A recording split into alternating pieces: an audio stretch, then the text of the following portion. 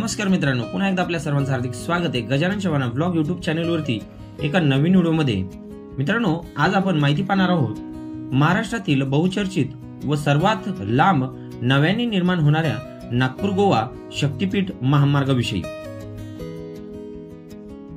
आजच्या घडीला महाराष्ट्रातील सर्वात लांब म्हणजे 701 किलोमीटर लांबीचा म्हणून समृद्धी महामार्गाला ओळखला जातो, परंतु याही पेक्षा लांब म्हणजेच जवळपास 802 किलोमीटर लांबीचा नागपूर गोवा शक्तीपीठ महामार्ग बांधण्याचा निर्णय 2023 ला मागच्या टर्म मध्ये तत्कालीन उपमुख्यमंत्री श्री देवेंद्र फडणवीस यांनी घेतला होता।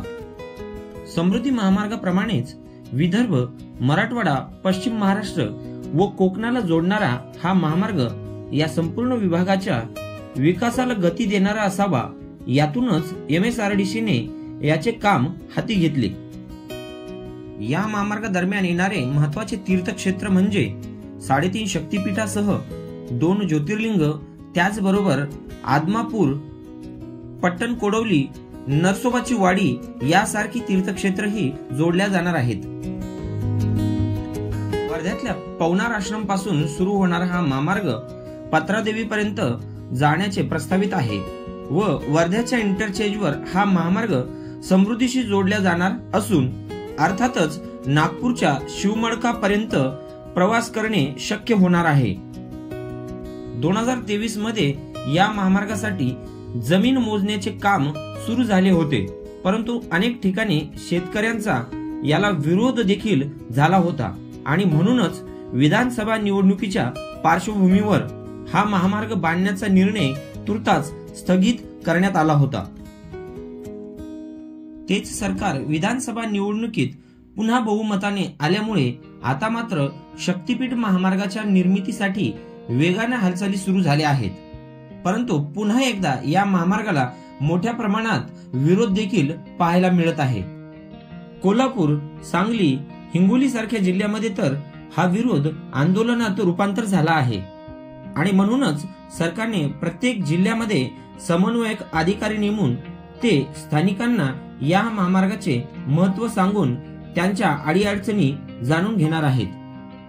कोल्हापूर जिल्ह्यामध्ये मोठ्या प्रमाणात विरोध असल्यामुळे हा जिल्हा वगळता इतर 11 जिल्ह्यामध्ये लवकरच संयुक्त मोजणी सुरू होणार असल्याचे सांगितले जात आहे आणि ही संयुक्त मोजणी पूर्ण झाल्यानंतर प्रत्यक्ष भूसंपादनाची प्रक्रिया सुरू होणार आहे।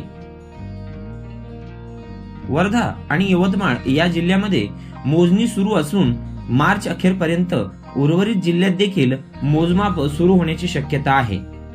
ही संयुक्त मोजणी भूसंपादन विभाग, भूमी अधिलेख, तलाठी, मंडळ अधिकारी, कृषी, वन आणि जीवन प्राधिकरण मंडळ यांच्या वतीने ही मोजणी होणार आहे। आता पाहूया हा महामार्ग कसा असणार आहे तर 86,300 कोटीचा हा महामार्ग तब्बल 802 किलोमीटर लांबीचा असणारा 6 लेनचा ग्रीनफील्ड एक्सप्रेसवे असणार आहे। तर हा महामार्ग राज्यातील वर्धा, यवतमाळ, हिंगोली, नांदेड, परभणी, बीड, लातूर, धाराशिव, सोलापूर, सांगली, कोल्हापूर आणि सिंधुदुर्ग या 12 जिल्ह्यातून जाणार आहे।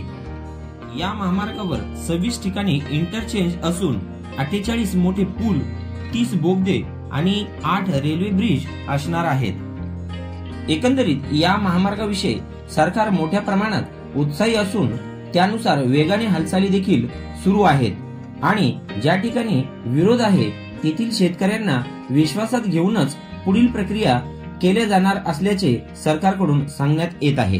पाहूया सरकार त्यांची भूमिका शेतकऱ्यांना समजावून सांगण्यात यशस्वी होते की शेतकरी त्यांच्या भूमिकेवरती ठाम राहतात, हे येणारा काळच सांगेल।